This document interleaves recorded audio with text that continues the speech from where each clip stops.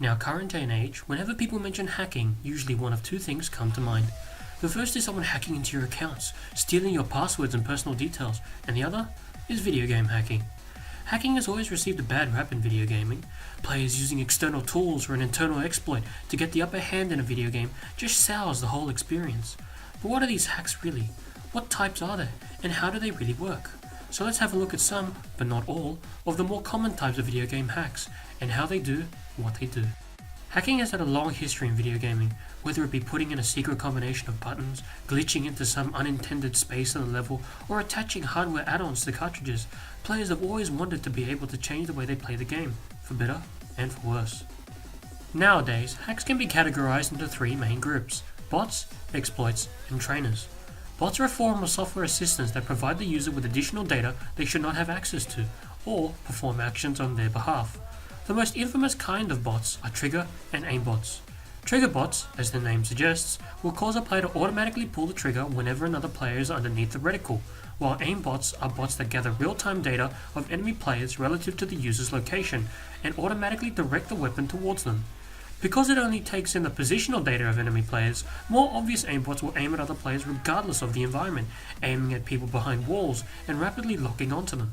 Nowadays, aimbots tend to only activate whenever you are already aiming at another player, tracking them and mitigating any recoil, ensuring 100% accuracy.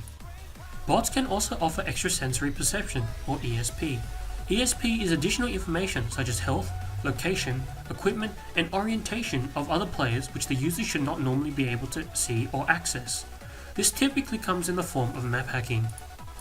The next category is exploits. These exist both inside and outside of the game, and there is some occasional contention over whether it is hacking or not. The first kind would be glitching and environmental exploits. These typically don't require any third-party program, but just some knowledge and collaboration to get to these out-of-bounds areas. Duping falls into a similar category. Duping typically involves exploiting some kind of interaction within the game to duplicate items. Hardware exploits, on the other hand, typically involve some kind of modification to a controller or control scheme, like a rapid-fire controller or macro, respectively. While not typically viewed as a hack, depending on the game, it can be frowned upon. A final type of exploit is the lag exploit, and by extension, the hardware lag exploit. Lag exploits use the peer-to-peer model of gaming to provide an unfair advantage to a player by interrupting the stream of data between players. The intention is to gain advantage over other players without reciprocation, allowing them to do what they want to other players without retaliation. When the upload stream to the server is interrupted, players slow down or stop moving, allowing the user of the exploit to queue up whatever inputs they like against another player, such as inflicting damage or getting behind them. When the server re-establishes connection with this client, these queued up inputs are rapidly played out, seen as stuttering or increased speed gameplay, typically in short bursts. Lag exploits can be done with software by interrupting the upload of data for a particular program, especially your game, or a hardware lag switch, which can be set up within an Ethernet cable to directly interrupt the upload of data to the server. Finally, we come to trainers. Trainers are fairly straightforward, and while the way in which they work has changed, the basic idea remains fairly consistent. Trainers are programs that modify the memory of a game to change the game's behavior. This change is typically made by manipulating the addresses and values stored within the game. Nowadays, trainers can also access the data that is loaded into RAM, making alterations there. Trainers are typically limited to single-player environments because the changes are largely client-side and won't carry over to a multiplayer environment. Now that we've explored what kind of hacks there are, how do these hacks work in an online environment? Say for example we're holding a marathon. This marathon is the game. The race organizers, the server, have a number of assistants and observers, server resources, to watch over the marathon to ensure that people are running the race properly. The race organizers give each runner, the players, a GPS, a game client, to report to you what they are doing, gameplay, and where they are at any given moment. They then take that information and update the status of the race accordingly, the server state. We find out that some players are using skateboards or taking shortcuts, so we remove them from the marathon, in other words, ban them from the game, or take away their skateboards, patch out the cheats. Later on, we discover that people are manipulating their GPS devices, so we put out some new and improved GPS devices, a game update. The problem here lies in the fact that too much of the information is reliant on the participants being fair and not cheating, and we don't have the server resources to do the calculations ourselves. This means the race organizers will always be behind the chase, unable to remove cheating completely. This is what happens in things such as speed hacks, wall hacks, and others. It relies on the game client to tell them where they are, what they are doing, and what they can see. The game client says they're at X and Y. so the server says they are at X and Y. Since these calculations are done client-side, there isn't much stopping you from saying that X and Y is somewhere where you shouldn't be. These calculations could, of course, be made client-side, but it's expensive and introduces more latency. It's much cheaper and easier to remove the cheaters than it is to completely remove cheating. So how do they do what they do? There are three main points of attack in video gaming: the client, the system memory, and the network connection. For client-side attacks, it's important to remember that the client is really just an executable file. By cracking the encryption that hides the game code, which is typically quite weak, likely for memory and loading reasons, one could manipulate the program by decompiling it to assembly language, making alterations, then recompiling it with said alterations.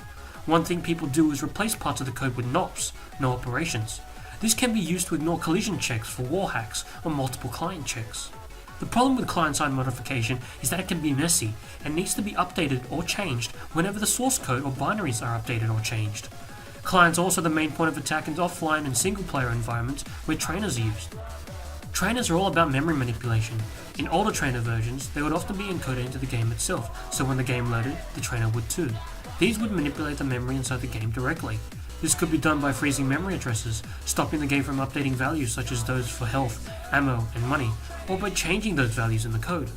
They can also find memory addresses and manipulate them, calculating static memory offsets and discovering where things are being stored in the heap so they can be overwritten. Nowadays, trainers are programs that run separately to the game client. Because game developers have started picking up on trainers, they have started using techniques to make implementing trainers more difficult, like address space layout randomization. So nowadays, trainers also target the data stored in RAM. In essence, whenever a game is loaded, a part of its memory is stored in RAM. This is because it is faster to read and write to RAM and will typically contain all kinds of variables which need to change rapidly. Trainers go through the RAM and try to find those variables and change it in RAM. This then updates into the game. What about system memory? For online games, this is where the brunt of hacks come from, and they function in a way not dissimilar from client modification. The system memory is what is stored on the computer while calculations are being done, like damage and location.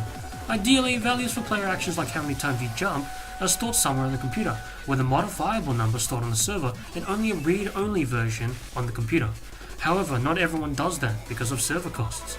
In some games, the modifiable number is stored on the computer, modified by the client, then sent to the server. The difference between client and system attacks is that it is attacking the operating systems. Games can often tell when something is going to miss. If you set your ammo to 999,999, surely there is something somewhere in the game code that excludes that number as a possibility. However, to the operating system, it's just a number.